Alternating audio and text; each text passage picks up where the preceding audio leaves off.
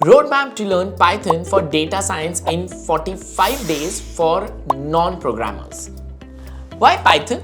It's the key to data science. Even high schoolers are learning it. And the secret? You don't need deep programming knowledge, just the basics will work. You'll learn Python essentials. Start with the basics of Python, understand its syntax, play with variables, and discover lists and dictionaries. Dive deeper into control structures and experiment with functions. For hands-on, you can design and code a basic calculator and a simple to-do list. The fourth week, data science libraries. This week is all about NumPy and pandas. NumPy makes data crunching easy and pandas is your best friend for data handling. For hands-on, you can explore a data set of your choice using pandas. The fifth week is for data visualization. Now, let's make data beautiful. Use matplotlib and seaborn to visualize data. Charts, graphs, plots, you'll create them all.